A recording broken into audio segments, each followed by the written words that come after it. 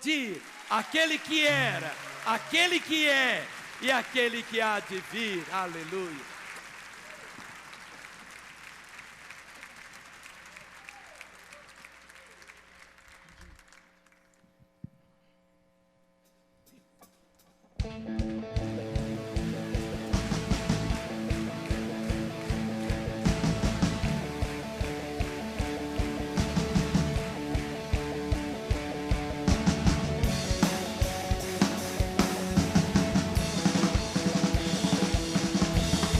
Celebramos o Teu santo nome nessa manhã, Senhor. Nos alegramos em Tua presença, Deus. Todos que precisam ter esperança para viver, venham conhecer o Salvador.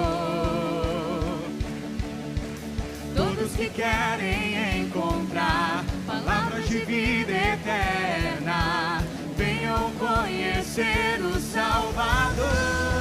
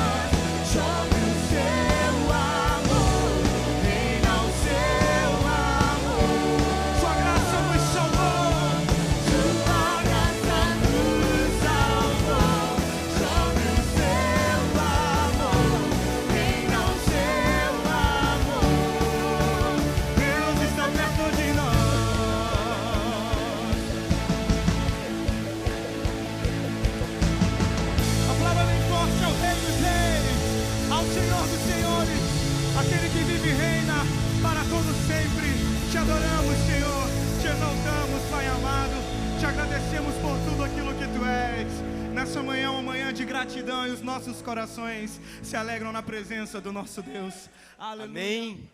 Amém. Eu queria que você tomasse a sua Bíblia agora. E nós vamos levantá-la bem alto. Vamos levantar a palavra do Senhor, mas vamos levantar também na nossa própria vida a bendita palavra do Senhor. Mais alto que você puder. Não importa onde sua Bíblia esteja, no papel, no iPad. Vamos falar juntos? Esta é a minha Bíblia. Eu sou o que ela diz que eu sou. Eu tenho o que ela diz que eu tenho. Eu posso fazer o que ela diz que eu posso fazer. Hoje eu serei tocado pela palavra de Deus. Eu audaciosamente confesso que a minha mente está alerta, meu coração está receptivo, eu estou pronto para receber a incorruptível, a indestrutível, sempre viva semente da palavra de Deus. Eu nunca mais serei o mesmo. Nunca, nunca, nunca, no nome de Jesus. Amém. Pai, temos declarado, não como papagaios, ó Pai, mas como teus filhos, o poder transformador de tua palavra. Que nesta manhã tua palavra nos exorte, a tua palavra nos console, tua palavra nos edifique, que a tua palavra aponte o caminho da salvação e de libertação, Senhor. Aponte o caminho da restauração para aqueles que estão longe do Senhor, para aqueles que um dia caminharam tão perto do Senhor. Conceda ao pregador a tua graça, a tua sabedoria, a tua unção, Senhor, para que eu possa trazer o teu coração ao coração dos teus filhos, no nome de Jesus. Amém. Antes de assentar, eu queria que você falasse para o irmão que está ao seu lado. Você é precioso. Fale. Para não ter nenhum constrangimento, um homem fale para um homem, uma mulher para uma mulher. Vamos falar juntos? Você é precioso. Outra vez. Você é precioso. Amém?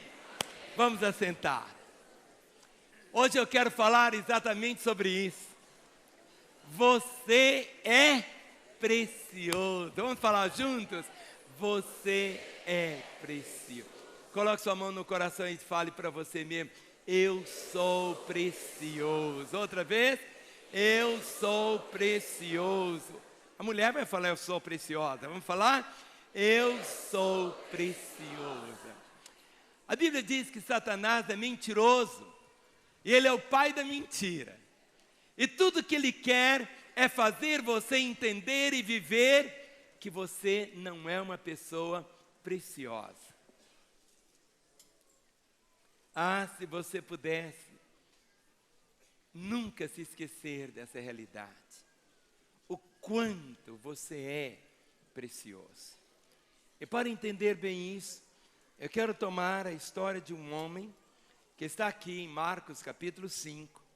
E vamos caminhar com ele, e vamos ver como o coração dele experimentou sair do desprezo para experimentar a graça de ser tão precioso. Marcos, capítulo 5, a partir do verso 1. Logo depois aqui do capítulo 4, do 35 até o 41, é aquele momento quando Jesus está atravessando o mar, vem aquela tempestade, e ele chega do outro lado, e chega exatamente no verso 1. Diz assim: entremente chegaram à outra margem do mar, a terra dos Gesarenos. Ao desembarcar, logo veio dos sepulcros ao seu encontro um homem possesso de espírito imundo, o qual vivia nos sepulcros, e nem mesmo com cadeias alguém podia prendê-lo. Por quê? Tendo sido muitas vezes preso com grilhões e cadeias, as cadeias foram quebradas por ele, e os grilhões despedaçados, e ninguém podia subjugá-lo.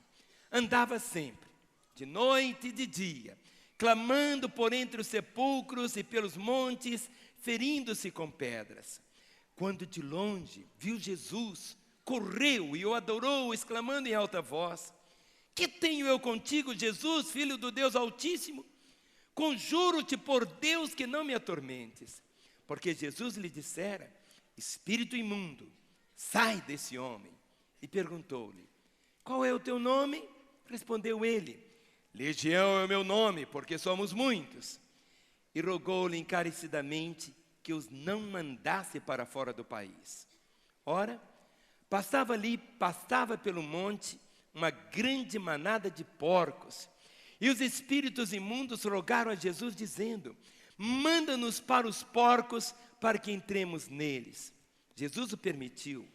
Então, saindo os espíritos imundos, entraram nos porcos, e a manada, que era cerca de 2.000, precipitou-se despenhadeiro abaixo, por dentro do mar, onde se afogaram. Os porqueiros fugiram e o anunciaram na cidade pelos campos. Então saiu o povo para ver o que se sucedera. Verso 15. Indo ter com Jesus, viram o endemoniado, o que tivera legião, assentado, vestido, em perfeito juízo, e temeram. Os que haviam presenciado os fatos contaram-lhe o que acontecera ao endemoniado e acerca dos porcos. E entraram a rogar-lhe que se retirasse da terra deles. Ao entrar Jesus no barco, suplicava-lhe o que fora endemoniado que o deixasse estar com ele. Jesus, porém, não lhe o permitiu, mas ordenou-lhe: vai para a tua casa, para os teus, anuncia-lhes tudo o que o Senhor te fez e como teve compaixão de ti. Então, ele foi e começou a proclamar em Decápolis tudo o que Jesus lhe fizera, e todos se admiravam. Vamos falar? E todos se admiravam. Você é precioso. Mas a primeira pergunta que temos que fazer é esta: quanto vale uma vida para Jesus? Quanto vale uma vida para Jesus? Quanto vale? Quando eu leio esse texto, eu vejo Jesus fez um alto investimento na vida desse homem gadareno. Jesus, ele enfrentou a fúria do mar, depois ele enfrentou a fúria desse homem possesso.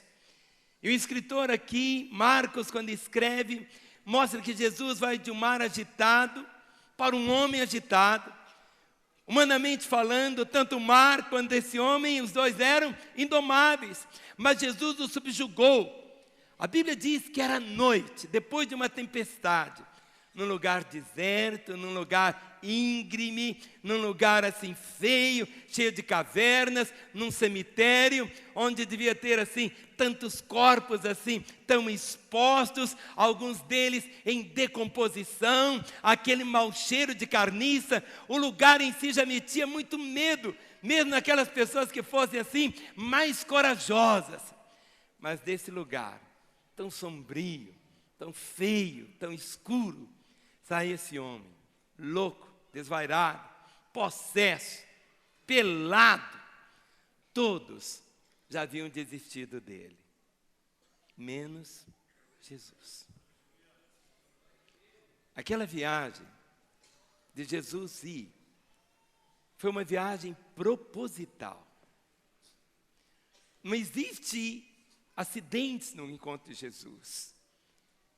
Jesus, quando atravessou o mar, veio aquela tempestade, Satanás que fez aquela tempestade, mas Jesus sabia que do outro lado, lá em Gadara, tinha um homem.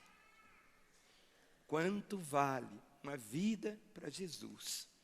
Jesus vai naquela terra gentílica, depois de um dia exaustivo de tanto trabalho, depois daquela terrível tempestade, para salvar o quê?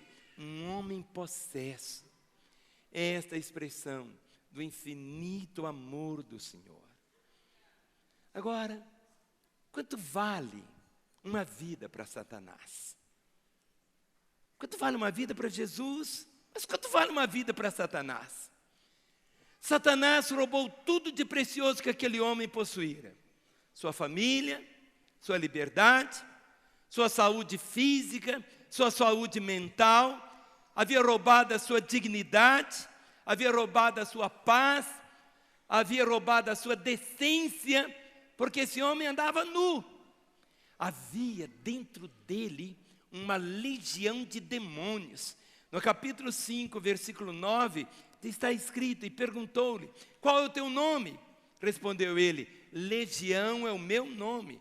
Marcos capítulo 5, versículo 9. Legião era uma corporação de mais de 6.000 soldados romanos. Uma legião romana era formada por 6.000 soldados. Nada infundia tanto terror do que uma legião romana. Nada, nada, nada. A infantaria, a cavalaria. Numa legião havia flecheiros, havia estrategistas, havia combatentes, havia incendiários e aqueles que lutavam com espada. E por onde eles passavam, eles deixavam sempre um rastro de destruição e morte. Uma legião romana era irresistível. Aonde eles chegavam, as cidades eram assaltadas, dominadas, os habitantes eram arrastados como súditos, como escravos. Uma legião era a mais poderosa máquina de guerra conhecida naquela época, nos tempos antigos. As legiões romanas formavam o braço forte com o qual Roma havia subjugado todo o mundo de então. Assim era esse poder diabólico que dominava esse pobre ser humano. Havia esse poder de destruição descomunal dentro daquele homem, transformando a vida dele num verdadeiro inferno aqui na terra. Nós podemos ver nesse texto que acabamos de ler, 3 forças trabalhando: Satanás, a sociedade e Jesus. Nesse texto encontramos essas 3 forças trabalhando. Vamos falar? Satanás, a sociedade e de Jesus.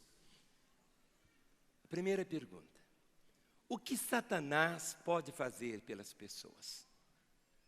O que Satanás pode fazer pelas pessoas? Olhe no versículo 2. Marcos 5:2. Ao desembarcar, logo veio dos sepulcros ao seu encontro um homem possesso de espírito imundo. No versículo 9, e perguntou-lhe: qual é o teu nome? Respondeu ele: Legião é o meu nome, porque somos muitos. Ele domina as pessoas através da possessão. O gadareno estava possuído por espíritos imundos. Havia uma legião de demônios dentro dele. A possessão demoníaca não é um mito, mas é uma triste realidade.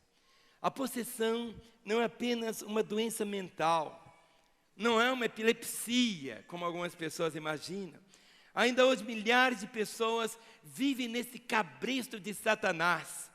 Mas quais são as características de uma pessoa endemoniada?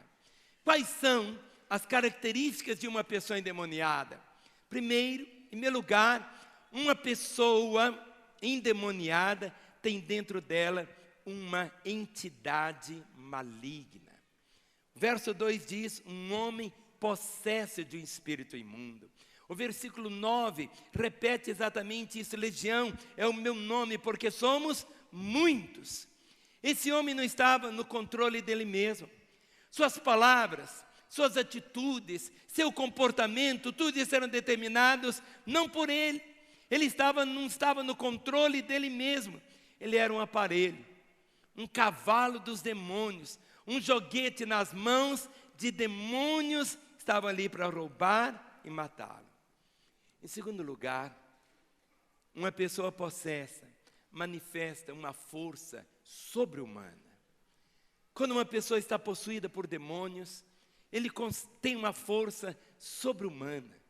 Alguns conseguem levantar um carro com as próprias mãos. Pode chegar a 10, 20 soldados para querer segurá-lo, ele rebenta aquilo tudo. As pessoas, aqui diz o texto, que não podiam detê-lo, nem as cadeias subjugá-lo. Essa força destruidora com que ele despedaçava as correntes, não procedia da sua própria força. Ele era um joguete. Os espíritos malignos moravam nele. Por isso ele tinha essa força. Olha o versículo 4. Marcos 5, 4. Porque tendo sido muitas vezes preso com grilhões e cadeias, as cadeias foram quebradas por ele, e os grilhões despedaçados. E ninguém, fale comigo, ninguém podia subjugá-lo. Em terceiro lugar, uma pessoa possessa tem frequentes acessos de raiva. O evangelista aqui, Mateus, quando ele narra esse episódio, Diz que o endemoniado estava a tal ponto furioso que ninguém podia passar pelo caminho. Olha o que está escrito em Mateus, capítulo 8, o verso de número 28. O mesmo texto é narrado e diz assim, o verso 28. Tendo ele chegado a outra margem, a terra dos Gadarenos, vieram-lhe ao seu encontro 2 endemoniados saindo entre os sepulcros, e a tal ponto furiosos, que ninguém podia passar por aquele caminho. Normalmente uma pessoa possessa, ela revela sempre uma fisionomia tão diferente, carregada de ódio, os olhos assim tão fuzilantes, uma coisa tão terrível. Em quarto lugar, uma pessoa possessa, ela perde o amor próprio. Voltando aqui para Marcos capítulo 5, o versículo de número 3 e o versículo de número 4. Versículo 3 começa dizendo: o qual vivia nos sepulcros. E o verso 5 diz: andava sempre, de noite e de dia, clamando entre os sepulcros e pelos montes, ferindo-se com pedras. Esse homem andava nu, feria-se com pedras. Eu vejo nu, o corpo todo marcado, todo ferido, cheio de hematomas, de cascas. Em vez de proteger-se, ele feria a si mesmo. Ele era o seu próprio inimigo. O ser maligno que estava dentro dele empurrou de uma forma tão terrível para as cavernas da morte. A legião que estava dentro dele tirou dele todo o pudor, tirou dele tudo, queria matá-lo, queria destruí-lo. E a Bíblia diz que o diabo veio para matar, para roubar e que mais? Para destruir. Ele é ladrão, ele é assassino. E hoje há muitas pessoas que ceifam a própria vida. Quando esses espíritos malignos e imundos entram nelas, assim foi com Judas. Satanás entrou em Judas e levou Judas a quê? A se matar. Em quinto lugar, uma pessoa possessa pode revelar um conhecimento sobrenatural por clarividência e adivinhação. Olha o versículo 6, diz assim: e quando de longe viu Jesus, correu e adorou. O versículo 3 diz assim, que ninguém podia, versículo 7, diz assim, exclamando com alta voz: que tenho eu contigo, Jesus? Ele nunca tinha visto Jesus, nem sabia quem era Jesus, foi o primeiro momento, mas olha só, os demônios sabiam que era Jesus. Que tenho eu contigo, Jesus, filho de Deus Altíssimo? Conjuro-te por Deus que não me atormentes. Logo que Jesus desembarcou, chegou lá em Gadara, esse homem possesso correu, cheio de medo, prostrou seus pés de Jesus para adorá-lo. Ele sabia que era Jesus, sabia que Jesus é o Filho do Deus Altíssimo, que tem todo o poder para atormentar os demônios, para mandar os demônios para o abismo. Os demônios creem na divindade de Jesus Cristo, creem na total autoridade de Jesus. Eles oram e creem nas penalidades eternas. A fé dos demônios muitas vezes é mais ortodoxa do que muitas vezes a fé de muitas outras pessoas. Satanás, o que ele faz? Ele arrasta as pessoas para a impureza. Nesse texto que lemos, Gadara era uma cidade gentílica, do outro lado do mar da Galileia. E lá em Gadara as pessoas lidavam com animais imundos. Os porcos eram considerados animais imundos. O espírito que estava naquele homem era um espírito imundo. Por isso, ele levou esse homem para um lugar impuro, um cemitério, para viver no meio dos sepulcros. E a impureza desse homem era tríplice. Os judeus consideravam a terra dos pagãos impura. Em seguida, o lugar dos túmulos era impuro. E por fim encontramos a possessão. O efeito era exatamente essa separação de Deus sem esperança. Os espíritos malignos levam as pessoas a se envolverem com tudo o que é imundo. Há pessoas já afundando-se na lama do pecado hoje. Quem pratica o pecado, a Bíblia diz que é escravo do pecado. Quem vive na prática do pecado, a Bíblia diz que é filho do diabo. Há pessoas que entram dentro dos cemitérios, que desenterram defuntos para fazer despacho aos demônios. A promiscuidade hoje está atingindo patamares insuportáveis. Nunca houve tanta pornografia como nos dias atuais. Nunca houve tanta zombaria ao nome do Senhor Deus. Domingo passado, por volta desse horário, lá em São Paulo, uma grande marcha fazia afrontas de uma forma tão terrível ao nome do nosso Senhor. Nós estamos vivendo, queridos, esse tempo chamado o tempo do fim. Por isso que a palavra diz que se por multiplicar a iniquidade de muitos, a iniquidade, o amor de muitos iria o quê?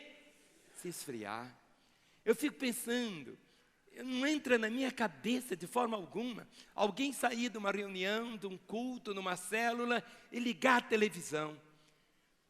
Entrar todo tipo de pornografia, de licenciosidade. Anteontem foi o dia dos namorados. Na porta dos motéis tinham filas quilométricas. Não era para casais irem, não. Casais casados, eram namorados. Hoje, falar que um moço pode casar virgem, uma moça pode casar virgem, é zombaria. É zombaria.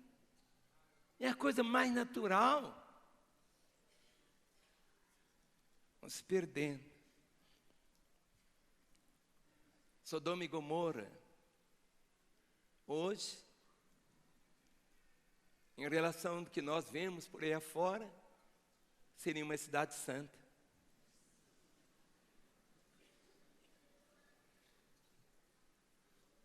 Nós não temos parte nenhuma com essa situação. O que faz Satanás? Ele torna as pessoas violentas. Ele torna as pessoas violentas.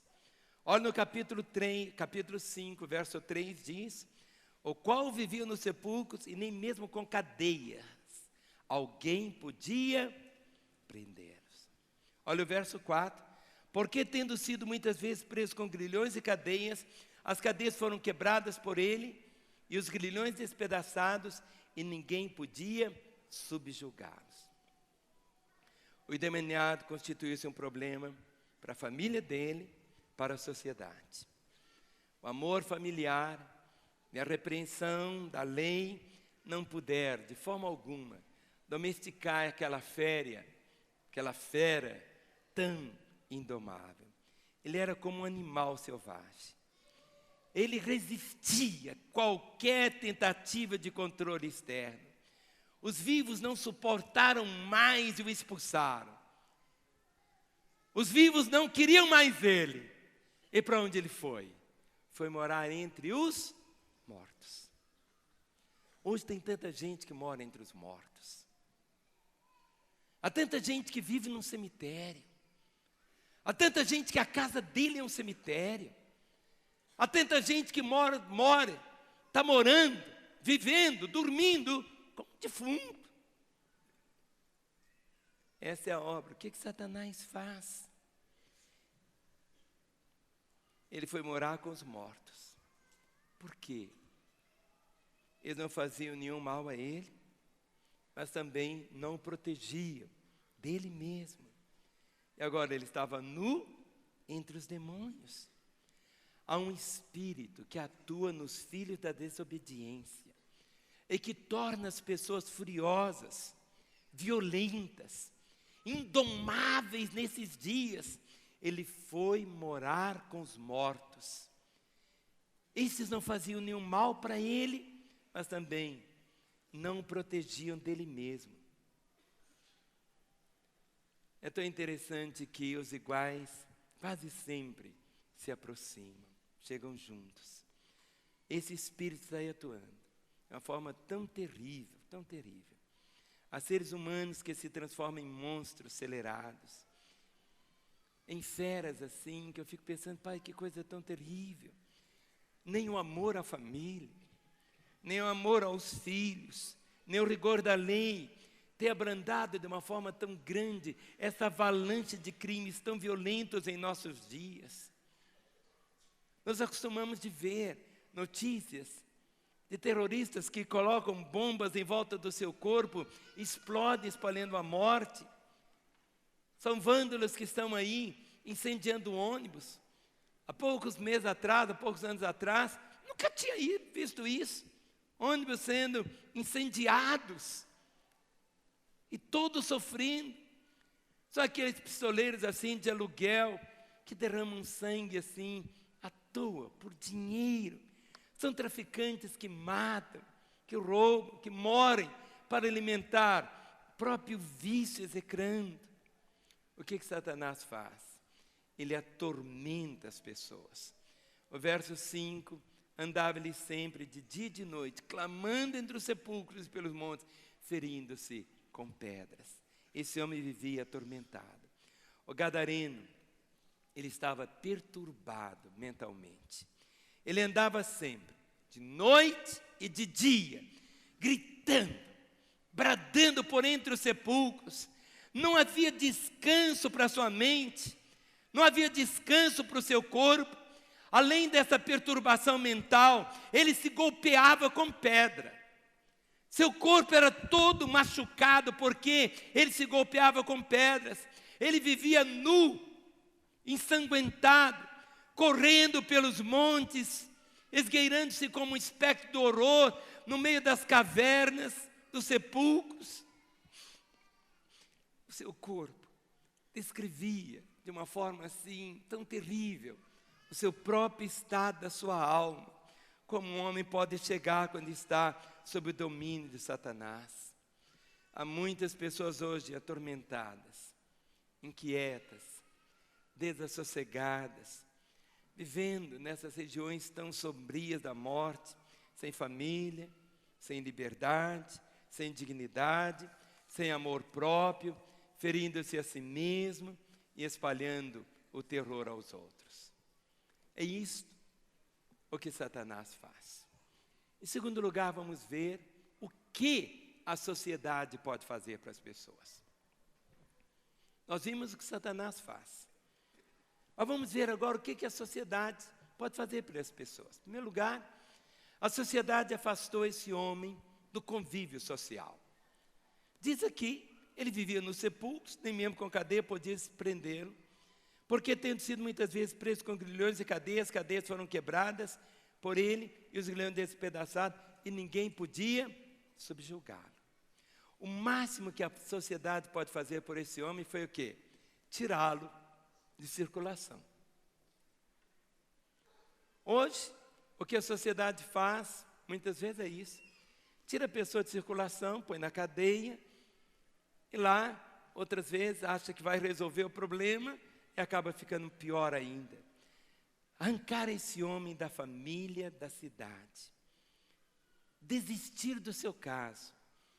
Consideravam ele como um caso perdido. Consideraram ele um caso irrecuperável. Descartaram como se fosse um aborto assim tão asqueroso. O máximo que a sociedade pode fazer por pessoas problemáticas, que é isolá-las, colocá-las sob custódia ou julgá-la ainda numa prisão. E é tão interessante que o mesmo texto, quando lemos em Lucas capítulo 8, o verso de número 29, eu quero que vocês leiam porque fala exatamente disso, de prisão. Lucas 8, 29, diz assim: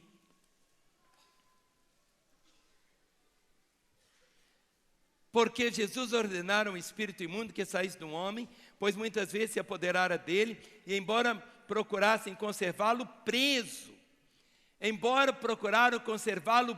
com cadeias e grilhões, tudo despedaçava e era impelido pelo demônio para o deserto. As prisões não libertam as pessoas por dentro, nem as transformam. Ao contrário, tornam elas cada vez mais violentas. Ainda hoje é mais fácil, mais cômodo lançar na caverna da morte, no presídio, no desprezo, aqueles que caem na garra do pecado e da morte. Um dos trabalhos que temos feito, temos equipes aqui da igreja, pastores, que fazem um trabalho nos presídios.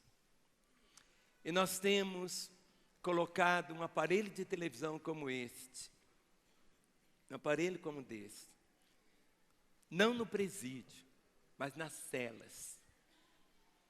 Esse culto que nós estamos vendo aqui, essas imagens, estão chegando em tantas células. Agora eu queria deixar uma oportunidade para os irmãos. No final da reunião, eu vou estar aqui. E eu queria que você fosse movido pelo Espírito de Deus. Nós temos instalado já todo o cabeamento em várias celas. E agora só está faltando um aparelho. Eu queria que você vai ser movido por Deus para dar um aparelho de 32 polegadas, pode dar mais, mas de 32. Você vai trazer, vai comprar, não sei onde você vai comprar. E domingo que vem eu queria ver quantos aparelhos vamos ter aqui. E você vai ser instrumento nas mãos de Deus. Talvez na sua casa você tenha 2 ou 3 aparelhos, você vai ficar com um. E um deles vai para o presídio. Nós já temos o cabeamento, eu não sei em quantas células. E eu não sei por que não tivemos a liberdade de colocar os aparelhos ainda. Porque teria esse dia em que você vai participar. Então, domingo que vem, se Deus quiser, no culto das 10, eu quero ver, vamos colocar aqui esses aparelhos. E esses aparelhos vão lá para os presídios. Para os presídios. E aqueles homens, semelhantes a estes, vão experimentar. Sabe o que é isso? Ele não tem nada para fazer. Nada. Mas a gente coloca, tem uma moldura que nós colocamos, que não tem jeito de sair da rede super. Ele fica às 24 horas, ele só pode aumentar o volume ou desligar. Não tem jeito de mudar de canal. Então, é algo que fazemos, e dessa maneira, a palavra do Senhor vai alcançando. O que a sociedade pode fazer pelas pessoas? A sociedade acorrentou esse homem. A sociedade afastou esse homem do convívio social, mas a sociedade acorrentou esse homem. A prisão foi o melhor remédio que encontraram para deter esse homem. Colocaram em cadeias suas mãos, seus pés, mas as prisões não puderam detê-lo. Ele arrebentou as cadeias, continuou espalhando o terror por onde ele andava. Queridos, embora o sistema carcerário seja um fato necessário, mas ele não é a solução do problema. O índice de reincidência no crime daqueles que são apanhados pela lei e lançados nos cárceres, eu vi uma estatística que é de 70%. A sociedade não tem poder para resolver o problema do pecado, nem libertar as pessoas das garras de Satanás. Somente o Evangelho transforma, somente Jesus liberta. Não há esperança para o homem, a família, a sociedade, a parte de Jesus. O que a sociedade pode fazer pelas pessoas? 3, a sociedade deu mais valor aos porcos que a esse homem. A cidade de Gadara não apenas rejeitou esse homem na sua desventura, mas também não valorizou a sua cura, nem a salvação. Eles expulsaram Jesus da sua terra e amaram mais os porcos que a Deus e esse homem. Os porcos valiam mais que uma vida. Nós vimos o que Satanás faz para as pessoas, o que a sociedade faz para as pessoas. Agora vamos ver o que Jesus faz pelas pessoas. Em primeiro lugar, Jesus libertou libertou esse homem da escravidão dos demônios. Vamos falar? Jesus libertou este homem da escravidão dos demônios. Jesus se manifestou, como diz 1 João 3,8, que diz: para isto se manifestou o Filho de Deus, para quê? Para destruir as obras do diabo. Vamos falar? Para isto se manifestou o Filho de Deus, para destruir as obras do diabo. Fale para o irmão que está ao seu lado, que ele precisa falar. Vamos falar? Para isto se manifestou o Filho de Deus, para destruir as obras do diabo. A Bíblia diz que diante dele todo joelho se dobrará. Não alguns, todo joelho se dobrará. Até os demônios estão debaixo da autoridade de Jesus. Mediante a autoridade da palavra de Jesus, a legião de demônios bateu em retirada, e o homem escravizado ficou livre. Cristo é o atormentador dos demônios. Jesus é o libertador dos homens. Aonde ele chega, os demônios tremem, os cativos são libertos.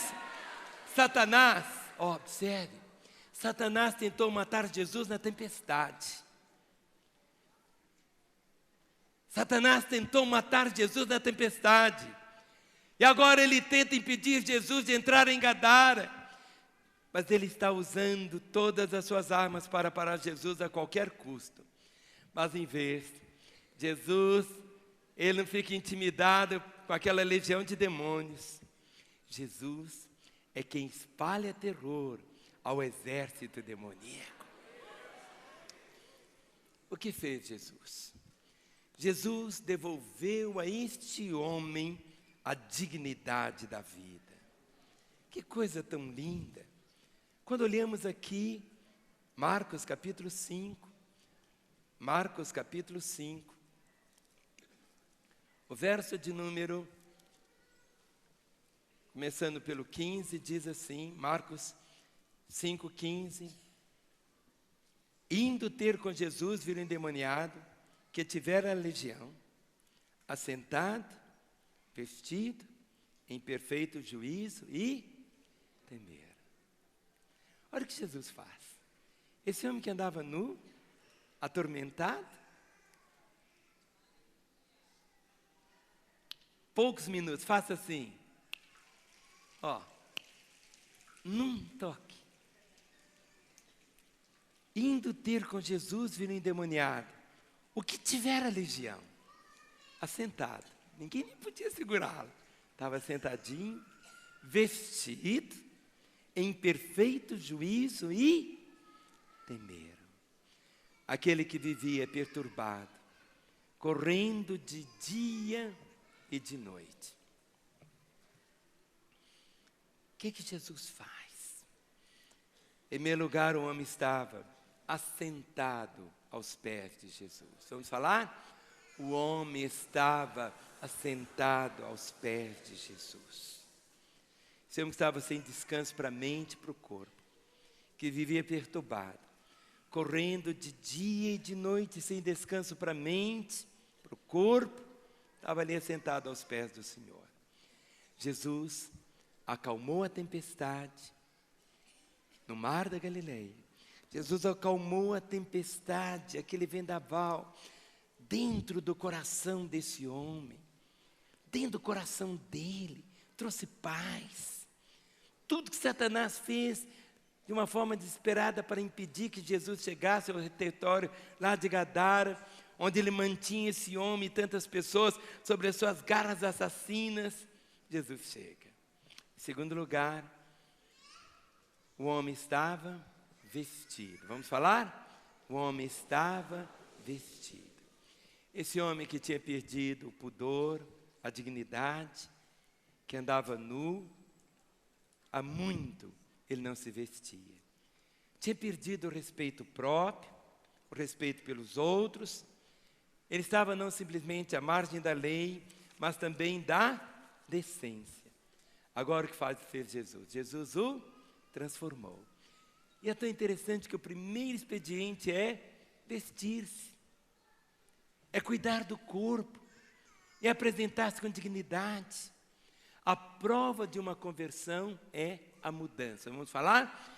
A prova da conversão é a mudança. Fale para a pessoa que está ao seu lado. A prova da conversão é a mudança. A conversão toca nos pontos nevrálgicos. Da Zaqueu, que era aquele homem amante do dinheiro. Ao ser convertido, o que acontece? Ele resolve o quê? Doar da metade dos bens para os pobres. Em terceiro lugar, o homem estava em perfeito juízo. Fale comigo, em perfeito juízo. Jesus restituiu a esse homem a sua sanidade mental. É tão interessante, filhos, que entre a palavra sanidade e santidade, sabe qual é? Apenas uma letra, que é a letra T. E a letra T é o símbolo de quê? Da cruz. Se você pega a palavra sanidade e tira o D e põe o T, fica o quê? Santidade. Um símbolo da cruz. Onde Jesus chega, Ele restaura a mente, Ele restaura o corpo, a alma. Esse homem não é mais violento, ele não oferece mais nenhum perigo à família nem à sociedade. Não há outro que pode transformar além do poder de Jesus. Só Jesus que cura, só Ele que restaura, só Ele que salva. E Ele continua transformando monstros em homens santos. Ele continua transformando Satanás. Eu posso dizer assim que as pessoas estavam dominadas por Satanás, presos por ele em homens livres. Em terceiro, Jesus dá a esse homem uma gloriosa missão. E que missão é essa? Jesus envia este homem como missionário para a sua casa. Isso não levou muitos dias não, foi tudo no mesmo dia. Jesus envia esse homem como missionário para a sua casa, para ele ser uma testemunha da sua terra, onde ele espalhava medo e pavor. Agora ele ia anunciar o quê? As boas novas da salvação. Antes, ele era um problema para a família, agora é uma bênção. Antes ele era uma mensagem de morte, agora ele é uma mensagem de vida. Jesus revela que o primeiro testemunho tem que começar em casa. O nosso primeiro campo missionário precisa ser o nosso lar. Sua família precisa ver a transformação que Deus operou na sua vida. O que Deus fez por nós precisa ser contado para todos, para todos, para todos e para todos. Para concluir, queria que os músicos tomassem seus lugares. E esse texto termina, ele nos fala sobre 3 pedidos, 3 orações. Os 2 primeiros pedidos que ele fez a Jesus, 3 orações, Jesus respondeu. Mas o último pedido, Jesus não respondeu. Interessante. Primeiro, Jesus atendeu ao pedido dos demônios. Quando lemos aqui, no capítulo 5 de Marcos, o verso 10 diz, os demônios rogando, e rogou-lhe encarecidamente que os não mandasse para fora do país. Versículo 12, e os espíritos imundos rogaram a Jesus dizendo, manda-nos para os porcos, para que entremos nele. Os demônios pediram encarecidamente. E quando você lê aqui, percebe que havia uma intensidade, urgência no pedido deles. Eles não queriam ser o quê? Atormentados. E eles não queriam ser enviados para o abismo. E eles não queriam ser enviados também para fora do país, mas para uma manada de porcos que pastava nos montes. É intrigante que Jesus tenha atendido prontamente ao pedido deles. E a manada de 2.000 porcos precipitou-se despenhadeiro abaixo, de uma forma tão terrível. Os demônios eles não são seres mitológicos. Nem a possessão demoníaca é uma fantasia. O poder que estava agindo dentro daquele homem foi capaz de matar 2.000 porcos. Em segundo lugar, para revelar àquele homem que o poder que o oprimia tinha sido vencido. Por isso que Jesus atendeu o que os demônios pediram. A ação do mal não é uma simulação. A libertação também não é apenas um efeito psicológico, mas é um fato real, concreto, perceptível. E a Bíblia diz assim: se o Filho vos libertar, o quê? Verdadeiramente sereis livres. Por que Jesus atendeu? Para mostrar à população de Gadara que para Satanás um porco tem o mesmo valor que um homem. Por que Jesus atendeu esse pedido da legião de demônios?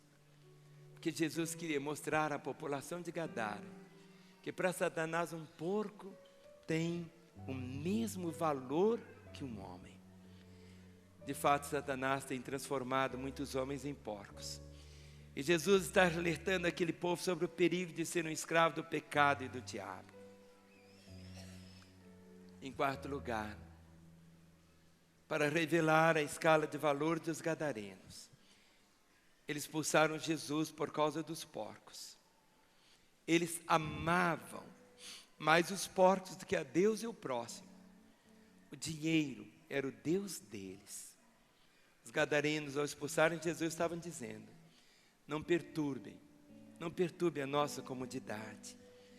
Preferimos, deixe as coisas como estão. Não perturbe nossos bens.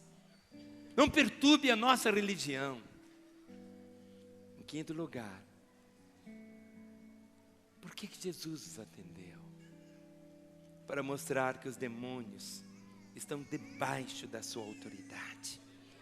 Os demônios sabem que Jesus tem poder para expulsá-los. Os demônios sabem que Jesus tem poder para mandá-los para o abismo. Alguém mais poderoso do que Satanás havia chegado. E os mesmos demônios que atormentavam o homem, agora eles são atormentados pela presença de Jesus. Os demônios só podem ir para os porcos se Jesus permitir. Eles estão debaixo do comando e autoridade de Jesus. Eles não são livres para agir fora da autoridade suprema do Senhor Jesus. Jesus atendeu o pedido dos gadarenos. Marcos 5:17 diz assim: e entraram a rogar-lhe que se retirasse da terra deles. Os gadarenos expulsaram Jesus da sua terra. Como eu disse, eles amaram mais os porcos e o dinheiro do que Jesus. Esta é a terrível cegueira materialista. O texto diz: todo o povo da circunvizinhança dos Gerazenos rogou-lhe que se retirasse deles, pois estavam possuídos de grande medo. E Jesus, tomando de novo o barco, voltou. Jesus não constrangeu, nem forçou a permanência dele na terra deles. Sem qualquer questionamento ou palavra, Jesus entrou no barco e deixou a terra de Gadara. Os gadarenos rejeitaram a Jesus, mas Jesus não desistiu deles. Eles expulsaram Jesus, mas Jesus enviou por meio deles um missionário. O Senhor não nos trata segundo os nossos pecados. Agora o terceiro pedido. Jesus indeferiu, não atendeu o pedido do gadareno salvo. Gadareno não era mais endemoniado, e ele disse: eu vou com o Senhor, eu vou, deixa eu ir. Mas Jesus falou: não, faça assim, não. Olha Marcos 5:18, diz assim: ao entrar Jesus no barco, suplicaram que foram endemoniados que eu deixasse estar com ele. Jesus, porém, não lhe permitiu. Olha só, um novo discípulo, liberto. Jesus disse: não, eu não vou te atender. E ele diz, mas ordenou-lhe, vai para a tua casa, vai para os teus, anuncia-lhes tudo o que o Senhor te fez e como teve compaixão de ti. Por que Jesus fez isso?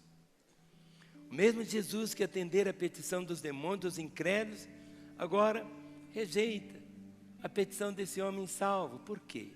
Em primeiro lugar, a família precisa ser o nosso primeiro campo missionário. Até a criancinha gritou aleluia. A família dele sabia como ninguém que havia acontecido. A família dele sabia como ele era. E agora, todos podiam ver a mudança na vida dele. Sabe, não estaremos credenciados a pregar para os de fora, se nós não estivermos testemunhando para os da nossa própria família. Esse homem, ele torna-se luz no meio da escuridão. Ele prega não só para a sua família, mas também para toda a região de Decápolis. Eram 10 cidades. Ele não apenas anuncia para sua casa, mas para todos.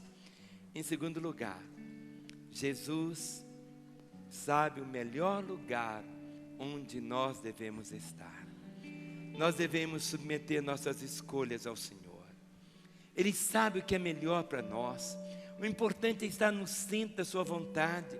Esse homem tornou-se um dos primeiros missionários entre os gentios. Jesus saiu, mas ele permaneceu, ele ficou dando um testemunho vivo e poderoso da graça e do poder de Deus. É isto o que ele faz para nós. Amém? Vamos nos colocar em pé. Olhe para o seu irmão e diga: meu irmão, que o Espírito Santo me faça lembrar dessa palavra. Dê a mão ao irmão que está aí ao seu lado. A reunião não terminou não, hein?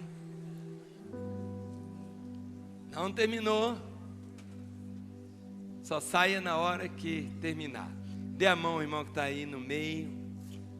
Olhe para mim.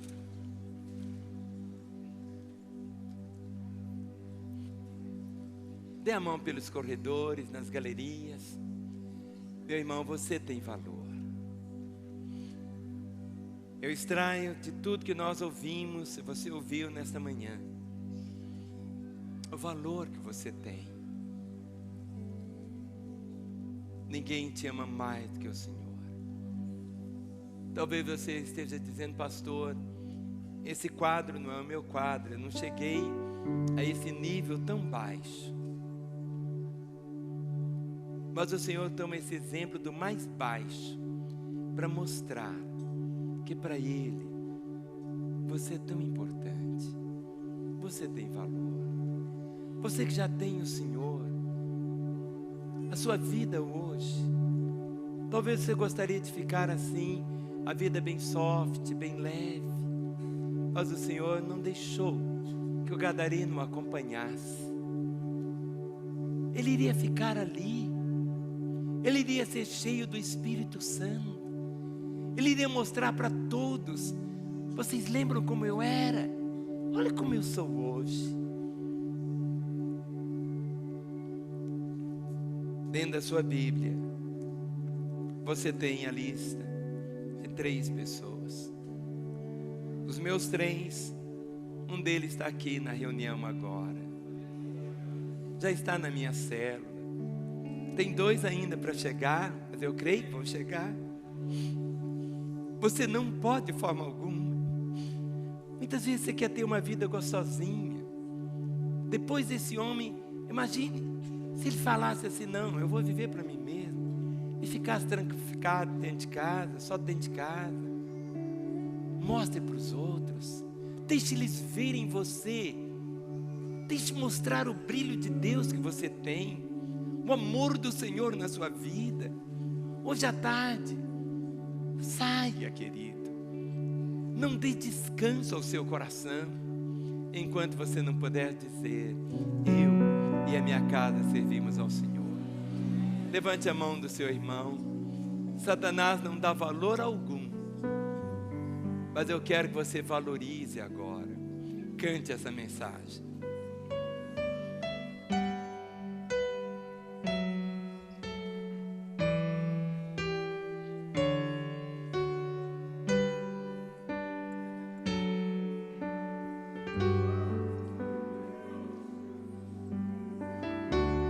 Não consigo ir além do teu olhar.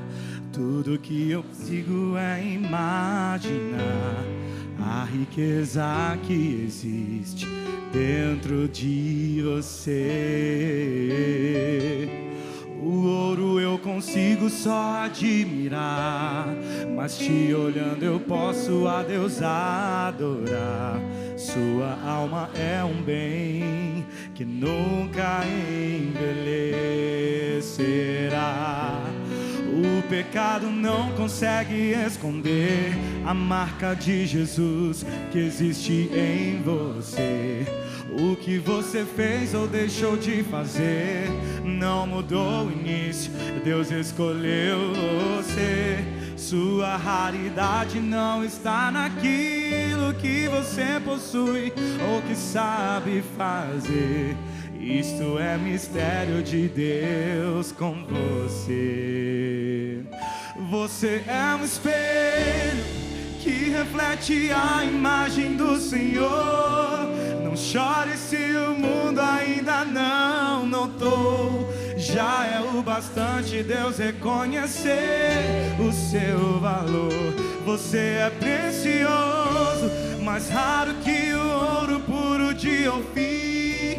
Se você desistiu, Deus não vai desistir. Ele está aqui pra te levantar. Se o mundo te fizer cair.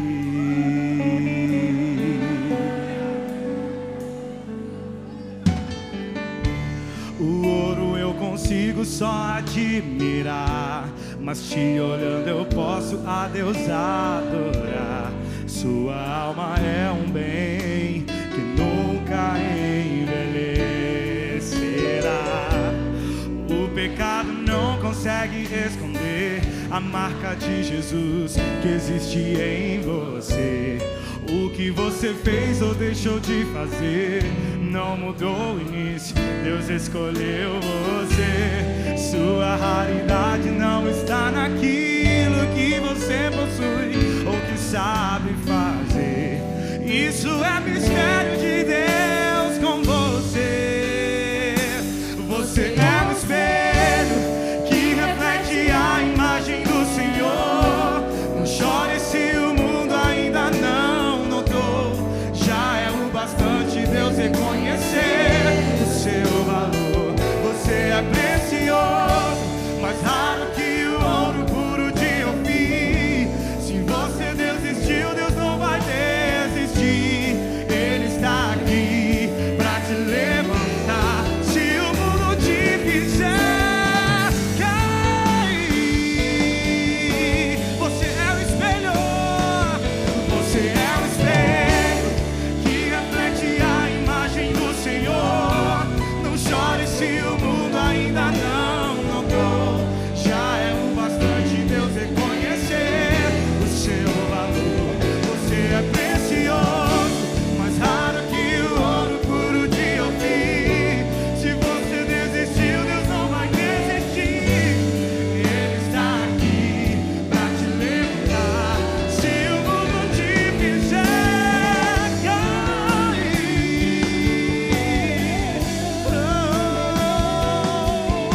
você é precioso, você é valioso, é valoroso. Deus te ama.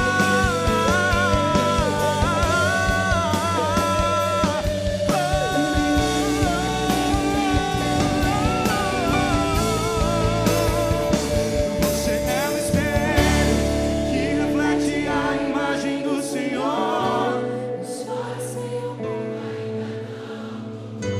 Já é o bastante. Você pode cantar isso olhando para o teu irmão. Você é precioso, mais raro que o ouro puro de Ofir. Se você desistiu, Deus não vai desistir. Ele está aqui pra te levantar. Você é um espelho que reflete a imagem do Senhor. Não chore se o mundo ainda não notou. Já é o bastante Deus reconhecer o seu valor. Você é precioso, mais raro que o ouro puro de Ofir. Se você desistiu, Deus não vai desistir. Ele está aqui pra te levantar. Se o mundo te fizer cair,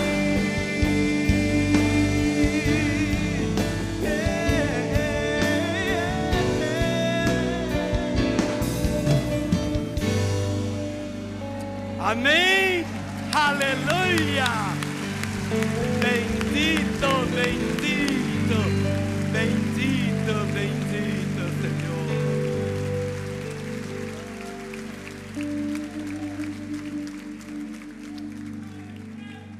Os próximos 5 minutos, daqui a 5 minutos você sai. Mas esses 5 minutos irão fazer diferença na vida dos que estão aqui e daqueles que nos assistem. Coloque suas 2 mãos sobre seu coração. Olhe para mim. Ninguém te ama mais do que o Senhor. A Bíblia diz, e você ouviu nesta manhã, para isto se manifestou o Filho de Deus, para destruir as obras do diabo. Eu valho o preço que Ele pagou por mim. Quando você o vê ali na cruz, Ele deu a sua vida para que eu pudesse ter a vida, para que eu pudesse ser perdoado. Eu não conheço você, mas Ele te conhece. Jesus saiu de um lado, atravessou o mar da Galileia. A fúria de Satanás foi tão terrível, trazendo aquela tempestade para que o barco afundasse. Mas Jesus chegou lá por causa de uma vida, por causa de um homem, um só.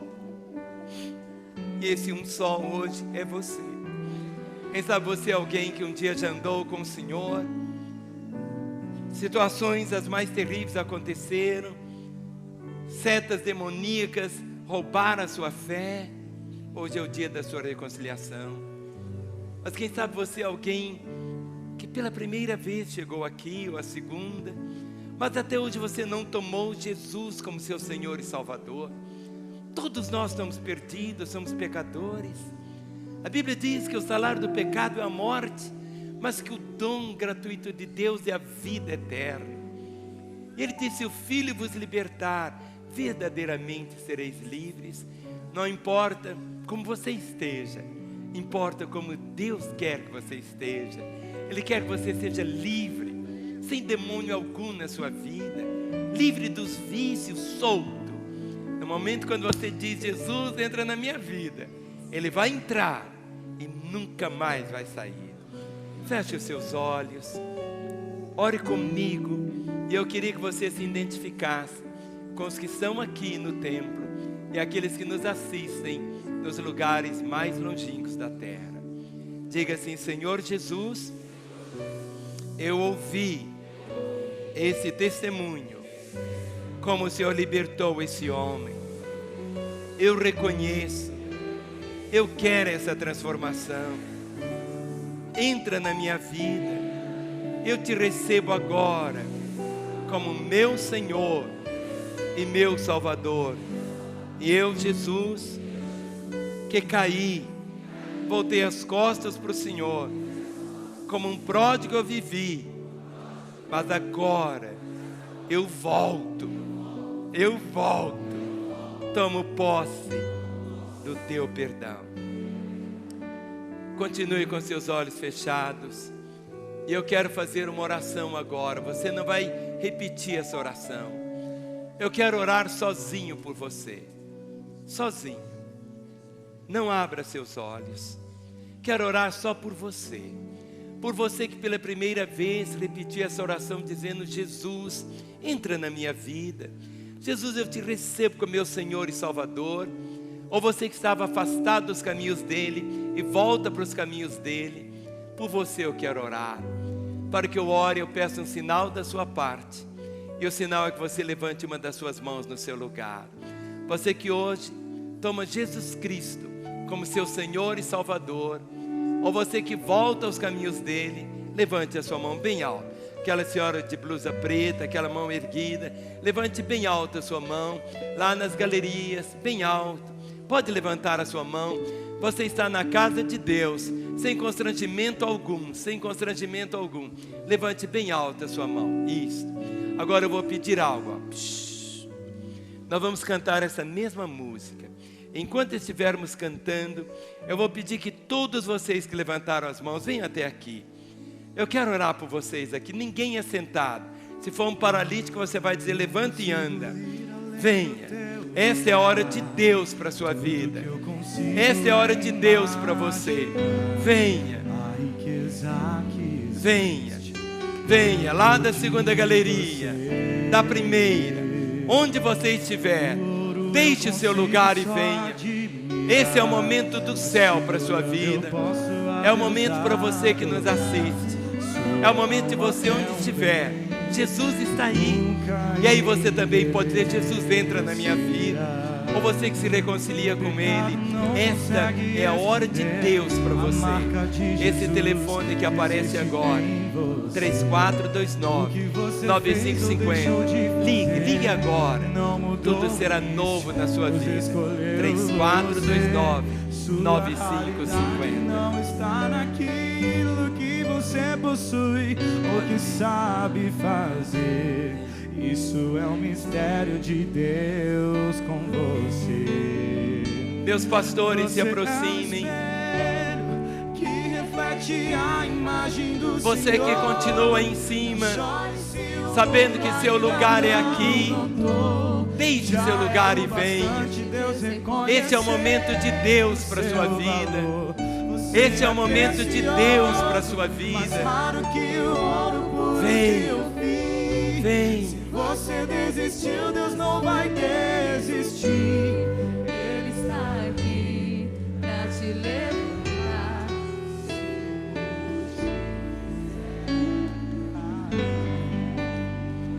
Os corredores devem ficar abertos, mais pessoas estão vindo, mais corações estão chegando. Pode vir. Lá na segunda galeria, todos os crentes estendam as mãos. Na primeira galeria, todos que já foram libertos estendam as mãos. Aqui embaixo, todos estendam as mãos. Corações estão chegando. Aleluia. Vidas estão chegando. Jesus fez aquela travessia toda por causa de um homem. Por causa de um. Por causa de um. O valor é um. Deus te vê como se só você existisse sobre a face da terra. Se só você existisse, Ele teria morrido só por você. Ninguém te ama como Ele. Ninguém. Mais vidas estão chegando. Mais corações estão chegando. Senhor, na autoridade do nome de Jesus, tal qual a autoridade do Teu poder chegou ali naquele homem Gadara, desligamos destas vidas todo o poder das trevas, e ligamos destas vidas com a Tua vida, para que a partir de agora possam libertos viverem para a glória do Teu nome. Eu abençoo estes corações, ó Pai. Senhor, que esses nomes agora sejam escritos no livro da vida, e que do alto da cabeça à planta dos pés o Teu Espírito, ó Pai, os envolva, para que vivam libertos e que saiam daqui para contarem da glória do Senhor, em Teu nome. Amém. Vocês podem ficar em pé. Essa pessoa que está aí ao seu lado é um pastor, um obreiro, ele vai te abraçar. Olhe para mim. Tudo é novo agora a partir de hoje. Como a história desse homem. Hoje você vai voltar para casa e vai começar a contar das maravilhas que ele fez na sua vida.